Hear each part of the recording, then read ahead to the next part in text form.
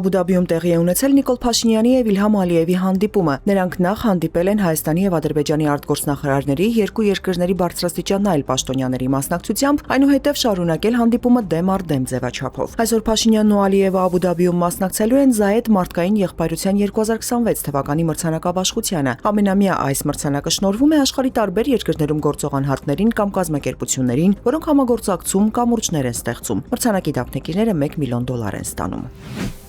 Իշխող քաղաքացիական պայմանագիր խմբակցության պատգամավոր Հայկ Սարգսյանը քրեական որևէ վարույթով մեղադրելի կարգավիճակ չունի։ Factor TV-ի գրավոր հարցմանն ի պատասխան այս մասին հայտնել են գլխավոր դատախազությունից։ Լրագրողների հետ ճեպազրույցում Նիկոլ Փաշինյանը հայտարարել էր, որ Հայկ Սարգսյանը խիստ նկատողություն է ստացել, ինչին հետևել են իրավական գործընթացներ։ Նա սակայն չէր մանրամասնել, թե ինչ իրավական գործընթացների մասին է խոսքը։ Միացյալ Նահանգների եւ Իրանի միջև բանակցությունները, որոնք ըստ տեղեկությունների պետք է տեղի ունենային ուրբաթ Ստամբուլում, կարող են անցկացվել Օմանում։ Reuters-ի աղբյուրները հայտնել են, որ Իրանը պահանջել է, որ Միացյալ Նահանգների հետ բանակցություններն անցկացվեն Օմանում, այլ ոչ Թուրքիայում, եւ որ դրանք միայն միջուկային հարցերի շուրջ երկկողմ բանակցություններ լինեն։ Ըստ աղբյուրների Դոնալդ Թրամփի վարչակազմը համաձայնել է հանդիպման վայրի փոփոխությանը։ Ուկրաինական Զապորոժիեում ռուսական ավիահարվածի հետևանքով զոհվել է 2 մարդ, 18-ամյա տղա եւ աղջիկ, առնվազն 8 վիրավոր կա, հայտնել են տեղական իշխանությունները։ 15-ամյա մի աղջիկ ծանր վիճակում է, եւս 2 երեխայի բուժօգնություն է ցուցաբերվել։ Զապորոժիեի նահանգապետ Իվան Ֆյոդորովը մանրամասնել է, որ քաղաքին հարվածել են երեկոյան, երբ մարդիկ տուն էին վերադառնում։